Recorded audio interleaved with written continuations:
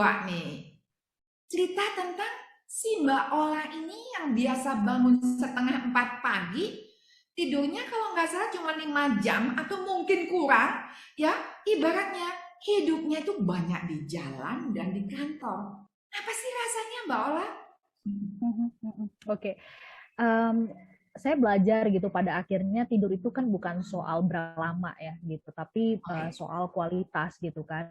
Bahkan bukan soal tempat gitu ya, tetapi apakah kemudian tidur itu bisa bisa ternikmati. Makanya nggak heran saya lebih senang sebenarnya sebenarnya ada kesempatan atau potensi untuk punya motor, misalkan beli motor, kendaraan bermotor gitu ya, seperti yang impian orang-orang gitu. Tapi saya enggak, saya lebih memilih kendaraan umum. Kenapa? Saya bisa tidur. Oke. Jadi jadi saya udah bisa ngukur nih kalau perjalanan 1 jam, oh lumayan gitu ya, 40 menit itu saya bisa beristirahat di sana gitu kan. Jadi tidur saya itu tuh bener-bener kalau tidur tuh memang bener-bener pules banget gitu, nikmat banget walaupun itu cuma sebentar. Makanya nasihat ibu saya inget banget dulu ya, kalau pulang dini hari kan ya, kalau dari kantor waktu itu misalkan ini berangkat subuh ya, terus kemudian pulang itu nanti sudah dini hari. Biasanya jam 1 tuh saya, atau jam 12 ya, setengah 1 misalkan dari kantor, atau jam 1 paling malam waktu itu dari kantor gitu ya. Pulang tuh saya masih sempat akan belanja kan ke pasar kan, karena mama misalkan titip gitu ya, ikan lah, sayuran ya. Ya apa salahnya saya bantuin ibu saya. Toh di pasar itu menyenangkan karena ketemu sama orang-orang juga, bisa mengamati kerja mereka dan sebagainya. Nah, saya kemudian diingatkan oleh ibu, kamu tuh jangan sampai ketiduran gitu. Nanti kalau ketiduran kamu tuh diapa-apain sama orang gitu. Ya. Itu nasihat ibu tuh kan ya bagus, karena kan dia pasti ingin memperhatikan keselamatan anaknya gitu. Tapi Mbak Aini, karena mungkin saya dalam hal ini terlalu lempeng kali ya. Lempengnya tuh dalam pengertian saya dimanapun tuh berpikir semua orang tuh baik gitu, Yes. baik. Jadi saya pernah satu satu angkot dengan kayaknya dia habis nyuri atau apa gitu ya. Ya udah saya baik-baik aja gitu ya dengan dia, walaupun saya deg-degan, tapi saya kemudian saya pikir saya nggak mau menatap dia curiga, nggak mau menatap Yes. dia dengan wajah Yes. yang jelek atau kayak gimana, saya tetap senyum gitu kan. Hmm. Ya akhirnya perjalanan mulus-mulus aja. Bahkan saya pernah tertidur di angkot di depan ya. Saya duduk di depan dan kemudian saya bilang sama supirnya, Pak, saya tuh lelah banget, saya pengen tidur. Boleh nggak nanti di titik ini saya dibangunin? Itu benar dibangunin Mbak ini gitu. Jadi si supirnya ini bahkan karena sudah beberapa kali ya saya kedapatan dia pas lagi dia yang narik gitu, malah justru yang dia udah ngasih tahu, Neng tidur aja Neng, nanti kalau udah sampai saya bangunin, kasihan Nengnya capek Oh, gitu. so sweet. Jadi eh, bahkan kalau sekarang nih di Smart FM begitu ya, kalau kita punya event yang harus persiapan itu tengah malam atau berangkat subuh-subuh, pada saat persiapan saya kemudian tertidur di lantai lah, tertidur di kursi lah gitu. Ya saya nikmat-nikmat aja Mbak ini. Saya tidak merasa bahwa aduh kok harus yang gimana gitu. Atau bahkan sekarang nih sebelum pandemi ya Mbak Eni, pada saat pandemi kemarin itu nyaris karena kereta terakhir itu cuma sampai jam 4 sore ya, maghrib gitu dari kota, sementara saya masih harus bekerja sampai malam, sampai jam 12. Terus Wow. kalau misalkan naik naik naik ojek gitu-gitu kan, transportasi online kan mahal tuh ya kan untuk pulang. So Ya. saya biasanya menghabiskan waktu ya tidurnya di kantor. Tidur di mana? Oke. Saya suka mengatakan sama mama saya ala pramuka aja.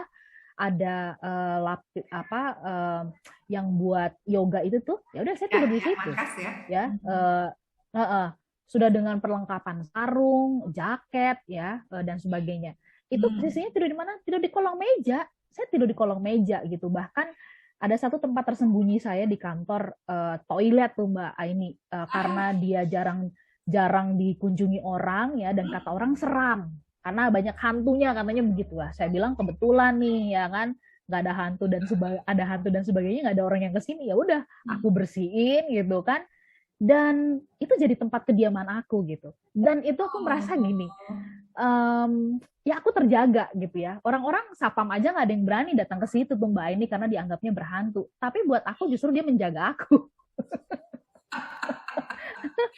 Keren, keren, keren. Mbak, yang jadi pertanyaan nih ya, dari tadi Mbak Ola itu kedengarannya selalu kerja itu bisa terasa penuh motivasi gitu ya. Kok bisa sih Mbak? Apa sih rahasianya Mbak Ola biarpun sibuknya kayak begitu gitu ya, tetap termotivasi itu rahasianya apa sih Mbak? Ya, eh, kalau dibilang tidak ada turun naik kayaknya bohong ya. Bahkan ada saat-saat di mana saya merasa bahwa aduh ini berarti nggak sih yang saya lakukan tuh, ada kok godaan-godaan perkataan-perkataan itu di dalam hati gitu ya. Tapi ketika saya drop ya dalam situasi yang paling drop sekali, saya menemukan nih Mbak ini gitu ya, bahwa yang membuat saya hilang motivasi itu bukan banyaknya pekerjaan dan deadline dari klien ya. Wah, Oke, deadline dari klien buat saya malah semakin saya termotivasi gitu. Itu kayak naikin adrenalin ya gitu. oke. Oke, perubahan last minute pun atau situasi tekanan pekerjaan, banyak event dan sebagainya itu membuat saya benar-benar kayak terbakar gitu. Tapi ternyata saya menemukan satu titik kelemahan sih Mbak Aini gitu ya, bahwa di tengah saya yang kalau saya menyebutnya sangat gila kerja gitu, sangat gila untuk do the best, do the best, do the best gitu, itu ternyata adalah saya kan itu tadi terlalu people oriented ya Mbak Aini ya. Jadi karena saya bekerjanya sepenuh hati. Jadi Yes. hidup saya, hati saya, jiwa saya, roh saya, pikiran saya, itu saya benar-benar berikan kepada pekerjaan. Maka kalau ada hal-hal yang terkait misalnya, ditusuk dari belakang, ya, dihianatin sama anak buah gitu ya, terus kemudian bahkan eh, di, dikecilkan dalam pengertian malah dihakimi begitu, itu saya benar-benar sangat drop banget sih Mbak Aini Yes. gitu. Yes. Itu bikin saya drop Yes. banget gitu. Yes. Tapi akhirnya saya kemudian diingatkan soal niat dan keikhlasan. Jadi setiap kali itu muncul ya godaan-godaan untuk menyerah di situasi seperti itu, saya diingatkannya gini, dulu kamu bilang katanya pengen kerja sebagai ibadah, itu maksudnya yang kayak gimana ya? Ibadah kamu tuh buat siapa ya gitu. Jadi kemudian karena saya punya prinsip bahwa bekerja itu adalah ibadah ya Mbak Aini. So apapun yang terjadi saya tuh harus memberikan yang terbaik buat Tuhan saya gitu kan. Saya kepengennya nanti kalau saya dipanggil sama Tuhan gitu ya, Tuhan tuh akan bilang gini ke saya, wah kerja kamu bagus nih gitu ya. Saya suka kamu setia. Mulai dari hal-hal yang kecil bahkan hal-hal yang besar pun kamu kerjakan dengan sungguh-sungguh kan gitu. Saya nggak kepengen nanti saya ibaratnya bahkan dilepehin tuh nggak bisa gitu. Ketika saya dipanggil sama Tuhan tuh saya ditanya, kamu saya kasih talenta banyak ya, saya kasih kamu banyak banget punya potensi, tapi kamu nggak pergunakan, itu gimana sih gitu. Nah saya nggak kepengen kayak gitu tuh Mbak Aini gitu, saya takut banget gitu kan.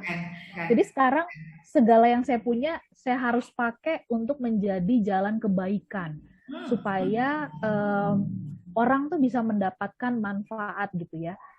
Bisa mendapatkan, kalau di Muslim mungkin akan mengatakan keberkahan. Kami mengatakan saya tuh bisa menjadi jalan terang, bisa menjadi sumber garam, menjadi garam lah gitu ya, memberikan rasa asin gitu kan, sekecil apapun itu gitu. Jadi itu rasanya sih yang paling memotivasi ya Mbak ini. Jadi bukan soal wah nanti kerja bagus, kerja keras supaya jadi direktur, supaya jadi GM. Itu bahkan saya nggak pernah mimpi. Atau misalkan naik gaji, nggak pernah minta sepanjang saya berkarir, nggak pernah sekalipun saya datang ke HRD untuk mengatakan, Pak, saya naik gaji dong. Nggak pernah Mbak Eni gitu. Sama sekali nggak pernah, karena saya pikir rezeki saya yang pegang bukan HRD ya. HRD itu cuma menuliskan doang saya dapat berapa gitu. Yang pegang saya itu adalah Tuhan. Jadi kalau saya mau minta tambahan berapa ya saya tinggal ngomong. Kan persoalannya adalah saya minta apa enggak kan gitu. Gitu sih Mbak ini. Keren. Jangan dijawab dulu ya. Kita cerita, kan tadi Mbak Ola cerita semangat, tapi paling bikin sedih itu misalnya maaf, ada yang berkhianat, ada yang nusuk dari belakang, ada yang nggak mau support gitu kan. Saya jadi ingat dulu Mbak Ola udah bener-bener pengen banget resign, tapi jangan dijawab.